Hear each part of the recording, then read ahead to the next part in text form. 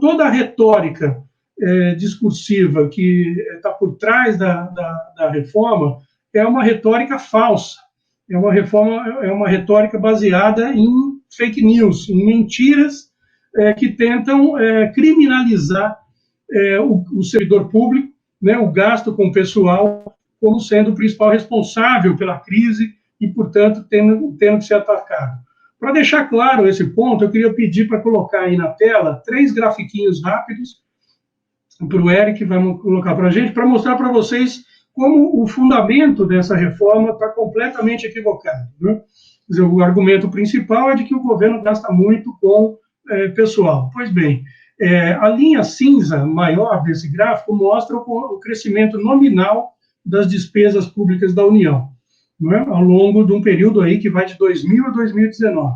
A linha intermediária, vermelha, representa o serviço da dívida pública, ou seja, o crescimento dos gastos com juros, né, com rolagem da dívida pública e com novos refinanciamentos da dívida pública, ou seja, é o vetor da financiarização do fundo público que cresce muito mais do que, por exemplo, a terceira linha de baixo, a roxa, que são essas as despesas com pessoal e encargos sociais dos servidores públicos da União, né, que vocês veem que tem um crescimento muito menor em termos proporcionais do que as outras duas dimensões.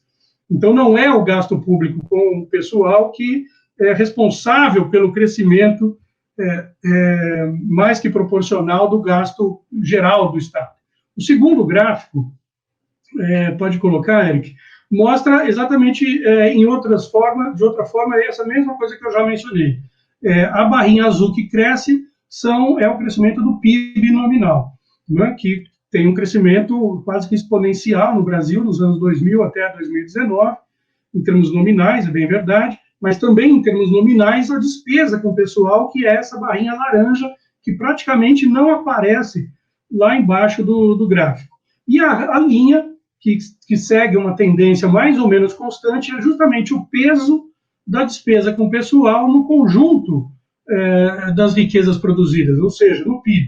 Você vê que em relação ao PIB, a coluna da direita mostra que o gasto com o pessoal representa cerca de 4% do PIB.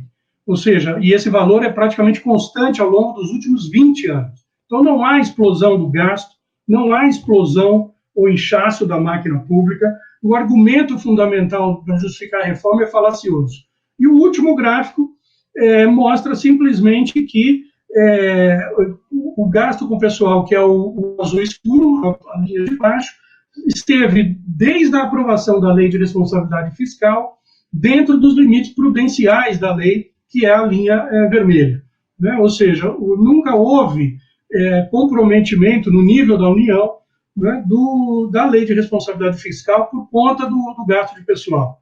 E, pelo contrário, no período mais recente, aliás, ironicamente, de 2013 para cá, quando a tragédia brasileira tem início, né, essa diferença entre o limite possível de gasto com pessoal e aquilo que efetivamente se gastou com pessoal foi ligeiramente superior do que todo o período anterior.